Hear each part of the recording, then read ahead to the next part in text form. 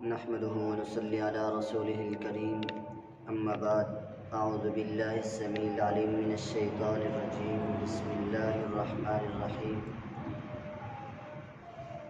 قال الله تعالى في القرآن المجيد وأقيموا الصلاة وآتوا الزكاة واركعوا مع الراكعين قال الله تعالى في مقام آخر وأقم الصلاة لذكري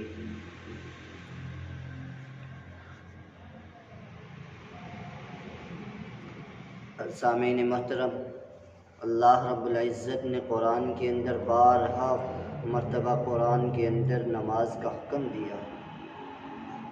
نماز کی اہمیت و فضیلت کا اندازہ آپ اس بات سے لگا سکتے ہیں کہ قرآن مجید میں بہت سارے ایسے مقامات ہیں جن پر اللہ تعالیٰ نے نماز کی اہمیت و فضیلت کا درس دیا، نماز کی اہمیت بتائی، فضیلت بتائی۔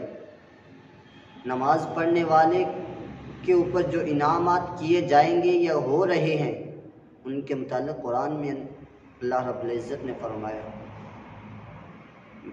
اللہ رب العزت فرماتے ہیں اقیم الصلاۃ لذکری، نماز کو قائم کرو میرے ذکر کے لیے۔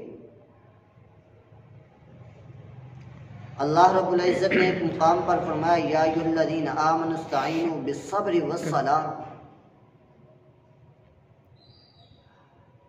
تم مدد طلب کرو صبر کے ساتھ اور نماز کے ساتھ۔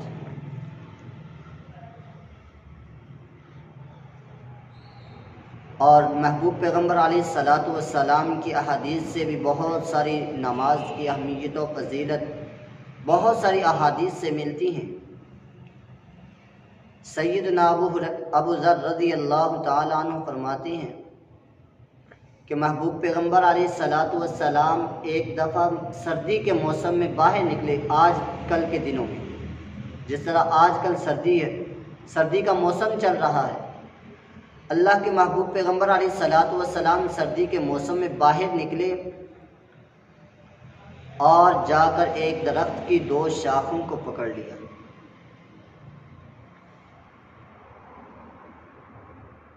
سیدنا ابو ذر رضی اللہ تعالیٰ عنہ فرماتے ہیں کہ محبوب پیغمبر علیہ الصلاۃ والسلام نے مجھے آواز دی، اے ابو ذر۔ میں نے کہا جی یا رسول اللہ صلی اللہ علیہ وسلم، حکم کیجئے، آرڈر کیجئے۔ آپ علیہ الصلاۃ والسلام نے فرمایا ابو ذر۔ ابو ذر فرماتے ہیں کہ جب آپ نے دو شاخوں کو پکڑا تو درخت سے پتے جھڑنے لگے، گرنے لگے۔ آپ علیہ الصلاۃ والسلام فرماتے ہیں ابو ذر، اگر کوئی مسلمان بندہ اس عقیدے سے، اس نظریے سے نماز ادا کرے، یہ سوچ کر نماز ادا کرے کہ اگر میں نماز پڑھوں گا تو مجھے اللہ کی رضا حاصل ہو جائے، اس نظریے سے نماز پڑھے کہ میرے نماز پڑھنے سے اللہ راضی ہو جائے گا، مجھے اللہ تعالیٰ کی رضا حاصل ہو جائے، تو محبوب پیغمبر علیہ الصلاۃ والسلام نے آگے فرمایا کہ جو شخص اس عقیدے سے نماز پڑھے گا تو اس شخص کے گناہ ایسے جھڑیں گے جس طرح اس درخت سے گر رہے، اس درخت سے پتے جس طرح گرتے جا رہے ہیں اس شخص کے گناہ بھی ایسے جھڑتے جائیں گے، اللہ تعالیٰ ایسے جھاڑنے لگ جائیں گے۔ تو بھائیو، آئیے ہم بھی اس درخت کی طرح بن جائیں جس درخت کے پتے جھڑنے لگ گئے۔ اللہ سے دعا یہ بھی کیا کریں اللہ ہمارے گناہ بھی اسی طرح جھڑنے لگ جائیں جس طرح اس درخت کے پتے جھڑ رہے تھے، گر رہے تھے۔ اللہ رب العزت فرماتے ہیں وَأَقِيمُوا الصَّلَاةَ وَآتُوا الزَّكَاةَ وَارْكَعُوا مَعَ الرَّاكِعِينَ، نماز کو قائم کرو، زکوٰۃ ادا کرو اور رکوع کرو رکوع کرنے والوں کے ساتھ۔ اول تو ہم نماز پڑھتے ہی نہیں، اگر آتے ہیں تو سجدے پہ سجدہ ڈھا سجدہ، اللہ اکبر۔ ہم نے نماز نہیں بلکہ مذاق سمجھ لیا ہے نماز کو۔ اللہ فرماتے ہیں وَرْكَعُوا مَعَ الرَّاكِعِينَ، رکوع کرو رکوع کرنے والوں کے ساتھ۔ بے شک بے شک۔ اگر ہم نماز پڑھتے ہیں تو جماعت کے علاوہ، کیونکہ وہاں پہ ہمیں 10 منٹ لگ جاتے ہیں، امام صاحب نماز پڑھاتے ہیں تو امام صاحب نماز پڑھاتے پڑھاتے 10 منٹ لگا دیتے ہیں۔ اگر میں اکیلا پڑھوں گا تو مجھے 5 سے 6 منٹ لگیں گے 4 فرض ادا کرنے میں۔ بھائیو، اس کا نام وَرْكَعُوا مَعَ الرَّاكِعِينَ نہیں ہے۔ وَرْكَعُوا مَعَ الرَّاكِعِينَ اس چیز کا نام ہے، اس بات کا نام ہے کہ تم نماز پڑھو جماعت کے ساتھ، امام کے پیچھے کھڑے ہو کے نماز پڑھو، اس کا نام وَرْكَعُوا مَعَ الرَّاكِعِينَ ہے۔ بے شک جی بے شک۔ اللہ رب العزت فرماتے ہیں یا ایھا الذین آمنوا استعینوا بالصبر والصلاۃ ان اللہ مع الصابرین۔ اللہ اکبر۔ آج ہم مدد طلب کرنے کے لیے ہم نے بہت سارے ہیلے بہانے بنا لیے، بہت سارے طریقے اپنا لیے مدد طلب کرنے کے لیے، کبھی اس شخص کے پاس کبھی اس شخص کے پاس، کبھی اس در کبھی اس در، کبھی در بدر غم عاشقی تیرا شکریہ میں کہاں کہاں سے ہو گیا۔ ہم مدد طلب کرنے کے لیے کبھی اس آدمی کے پاس جا رہے ہیں، کبھی فلاں شخص کے پاس، کبھی فلاں مولانا صاحب کے پاس، کیا ہے جی مجھے مدد دیجئے، میری مدد کیجئے۔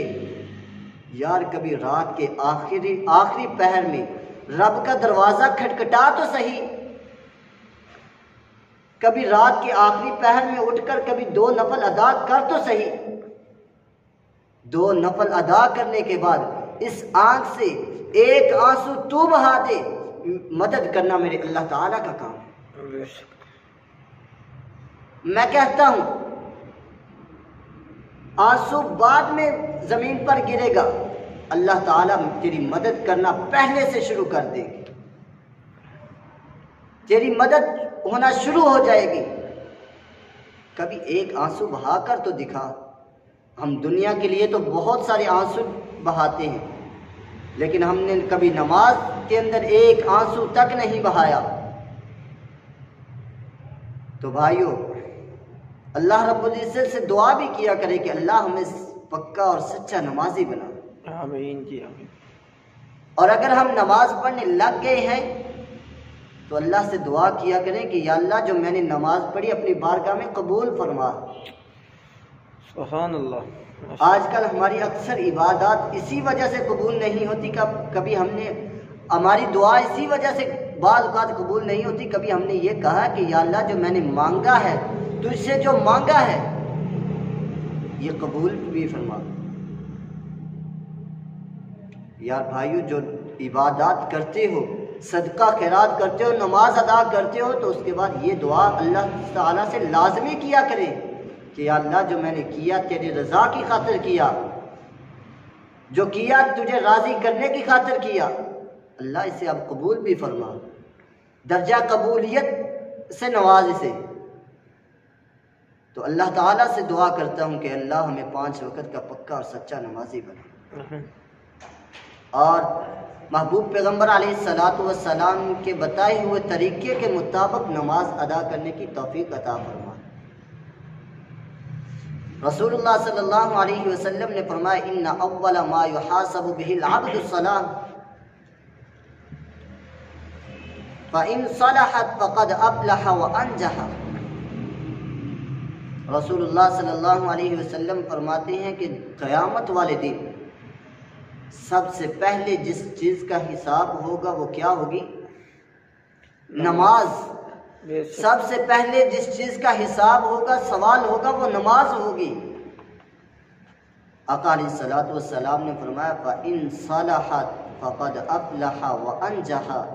جس شخص نے نماز درست کر لی، جس شخص کی نماز درست ہو گئی، صحیح ہوگی، رسول اللہ صلی اللہ علیہ وسلم کی بتائے ہوئے طریقے کے مطابق ہو گئی اور ارکان شرائط کے مطابق ہوگی، فقد افلح، تحقیق وہ کام فلاح پا گیا، وہ انجحا، اور کامیاب ہو گیا۔ تو بھائیو، ہمیں اپنی نماز درست کرنے کی بھی ضرورت ہے۔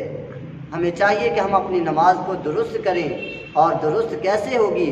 رسول اللہ صلی اللہ علیہ وسلم کے بتائے ہوئے طریقے کو پڑھیے، صحابہ کے طریقے کو پڑھیے اور اس کے مطابق نماز ادا کیجیے۔ اللہ تعالیٰ سے دعا ہے کہ اللہ ہمیں 5 وقت کا پکا اور سچا نمازی بنائے۔ وآخر دعوانا ان الحمد للہ رب العالمین۔